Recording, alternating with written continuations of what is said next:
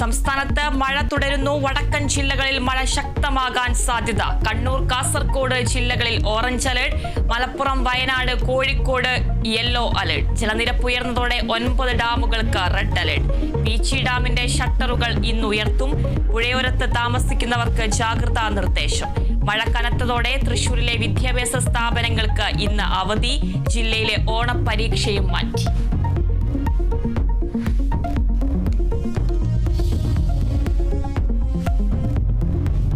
CPIM polit bureau യോഗം ഇന്ന് ഡൽഹിയിൽ ചേരും. വോട്ടർ പട്ടിക വിവാദം, ബീഹാർ തെരഞ്ഞെടുപ്പ് എന്നിവ ചർച്ചയാകും.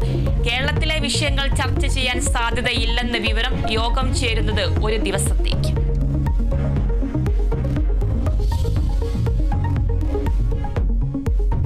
കോഴിക്കോട് മസ്തിഷ്ക ജ്വരം ബാധിച്ച 3 മാസം പ്രായമുള്ള കുഞ്ഞിന്റെ ആരോഗ്യനില ഗുരുതരം. രോഗത്തിന്റെ ഉറവിടം കിണറ്റിലെ വെള്ളമെന്ന സ്ഥിരീകരണം. പ്രതിരോധ നടപടികൾ ശക്തമാക്കിയ ആരോഗ്യവകുപ്പ്.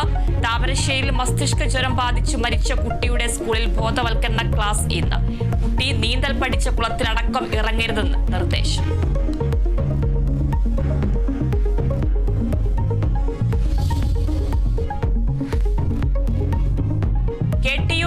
സർവകലാശാലകളിലെ VC നിയമനത്തിൽ ഹർജി ഇന്ന് വീണ്ടും സുപ്രീം കോടതിയിൽ. സെർച്ച് കമ്മിറ്റിയിലേക്കുള്ള വിദഗ്ധരുടെ പട്ടിക സംസ്ഥാന സർക്കാരിന് കൈമാറി ഗവർണർ.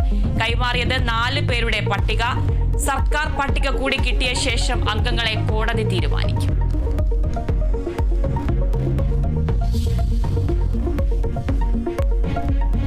ശുഭാംശു ശുക്ലയ്ക്ക് ഇന്ന് പാർലമെന്റിന്റെ ആദരം. ബഹിരാകാശ ദൗത്യത്തെക്കുറിച്ച് പാർലമെന്റിൽ പ്രത്യേക ചർച്ച. പ്രധാനമന്ത്രി നരേന്ദ്രമോദിയായും ശുഭാംശു ശുക്ല കൂടിക്കാഴ്ച നടത്തും. ശുഭാംശു ഇന്ത്യയിലെത്തിയത് 1 വർഷത്തിന് ശേഷം.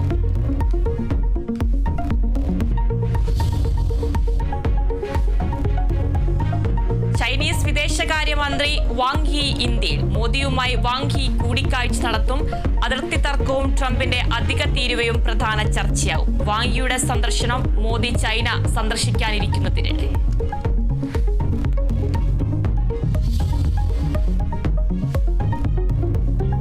വൈറ്റ് ഹൌസിൽ ട്രംപ് സെലൻസ്കി കൂടിക്കാഴ്ച ഇന്ന്. സെലൻസ്കിക്കൊപ്പം യൂറോപ്യൻ നേതാക്കളും ട്രംപിനെ കാണും. സമാധാന കരാറിന് സുരക്ഷാ ഗ്യാരണ്ടി ഉറപ്പാക്കുക ലക്ഷ്യം.